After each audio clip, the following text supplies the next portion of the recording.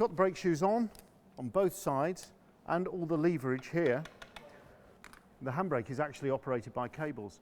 Now, many years ago, full braking systems used to be operated by cables like this, but they stretch, which means that they're not so great in use. And as bodies and chassis flexed, it meant that they got shorter or longer, which meant that when you were putting your foot on the brakes on an old car, you could get a different amount of feel and pulling on different wheels.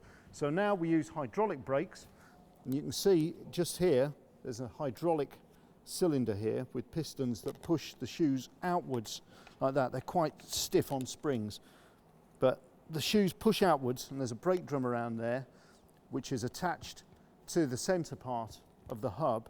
When that's spinning and these brakes get pushed out, then that rubs against the drum and brings the car to a stop or slows it down.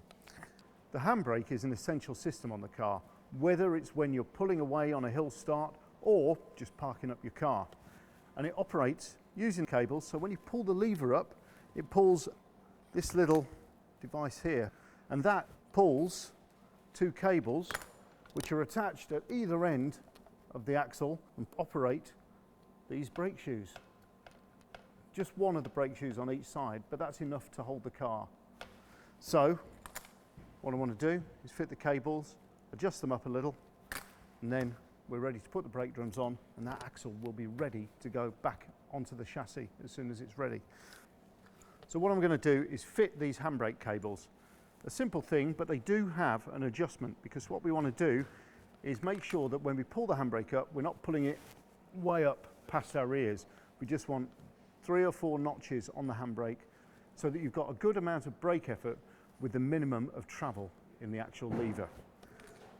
So, essential thing, bit of grease.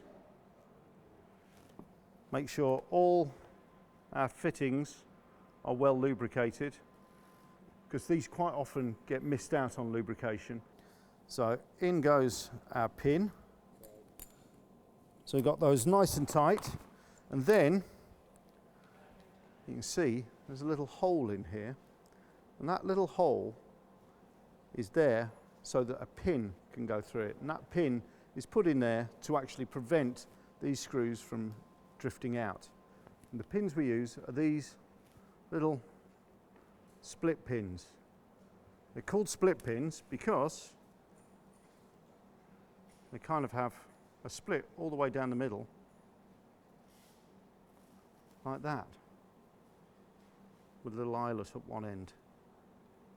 So I'll close that up again and push that through the little hole,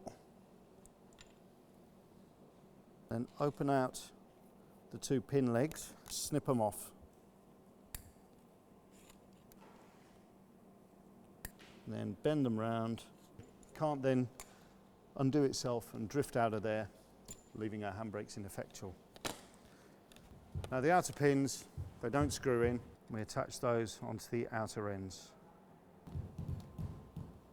Through goes our pin, and bend them round.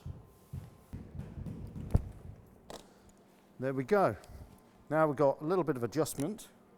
These can be turned, tighten them up a little bit. We'll do the final adjustment when they're on the car and when the brake drums are on.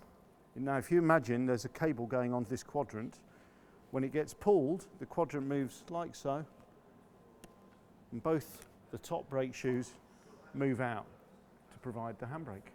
Simple, effective, and absolutely essential.